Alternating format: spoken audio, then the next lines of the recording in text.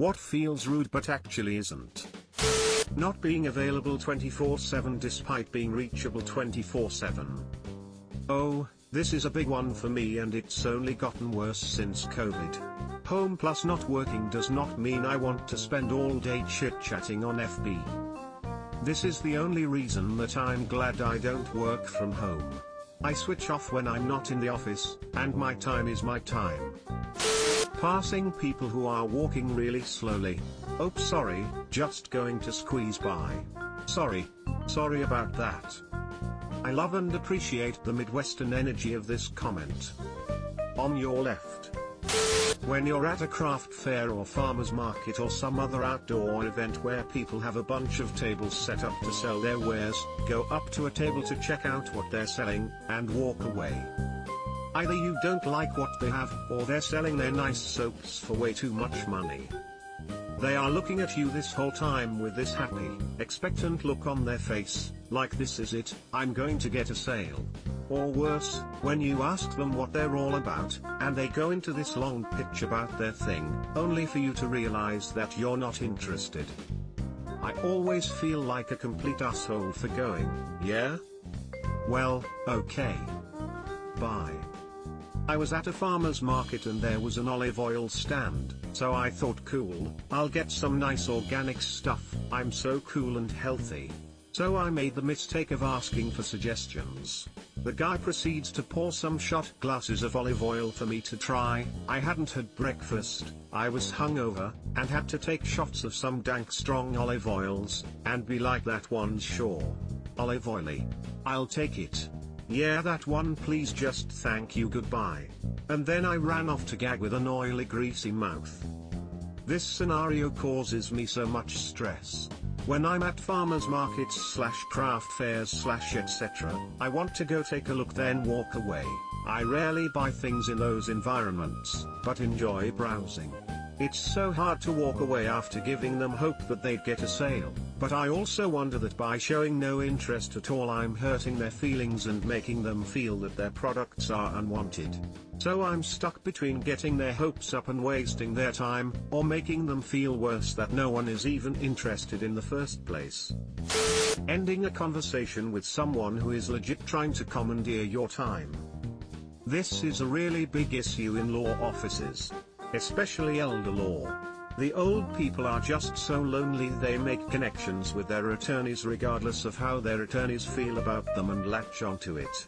Honestly, it's really sad and I feel really bad every time I have to hang up on an 80-year-old woman because I have to do shit, but it is what it is. 100% this.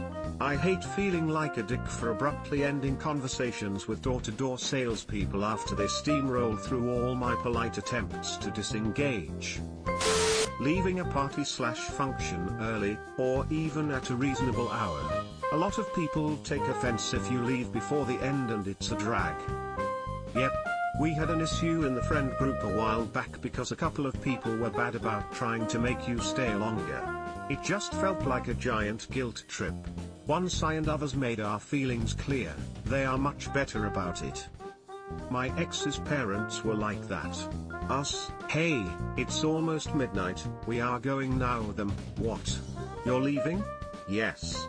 It's okay to leave whenever you feel like it. Asking for money that is owed to you. It seems awkward and rude, but it really isn't, or at least shouldn't be. Yes. Not only money. Anything that belongs to you. And you have to kindly borrow it back. Yay, that shit is annoying AF. Always makes me feel uncomfortable. I just don't lend people money, unless I decide to just give it to them as a gift. Calling out of work when I am sick. Most act like I'm faking it, so makes me feel bad whenever I need to due to medical issues.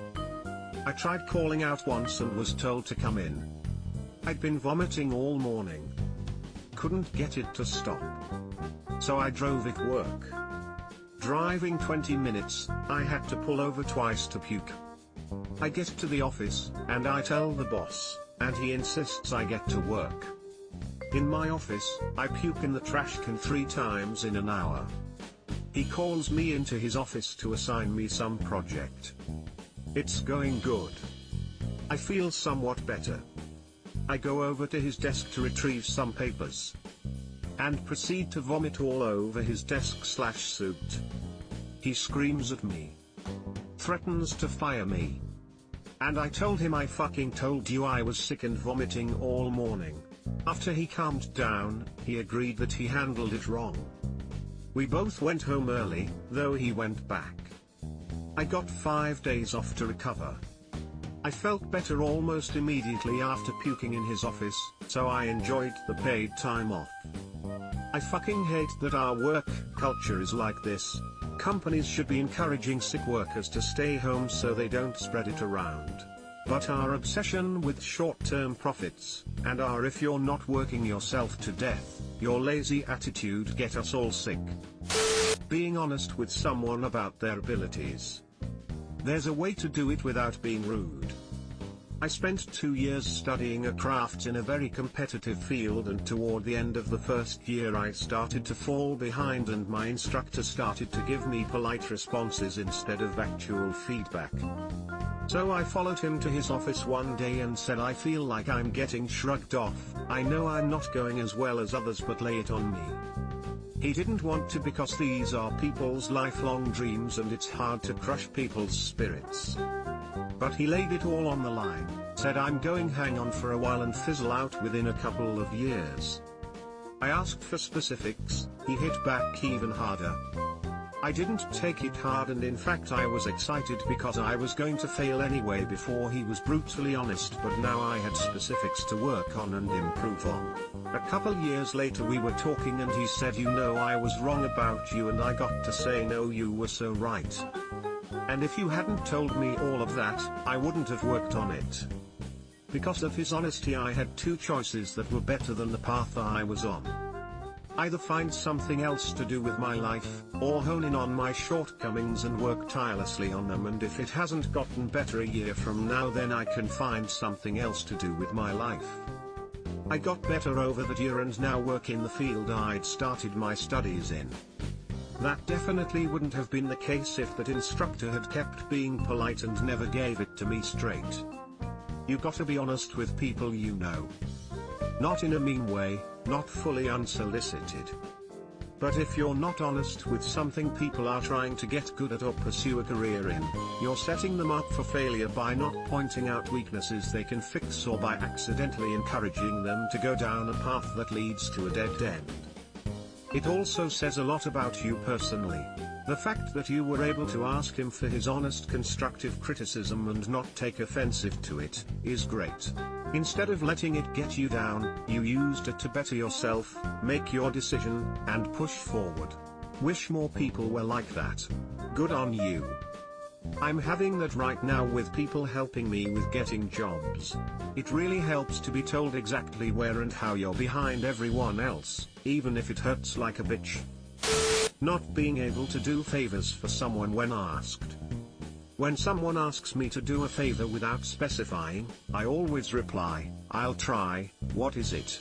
The try is the key word, because I reserve the right to assess if the favor is doable.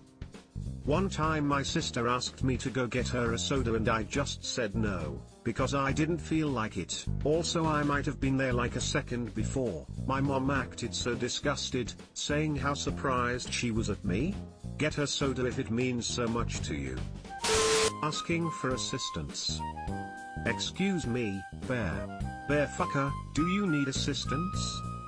In retail, people often do this.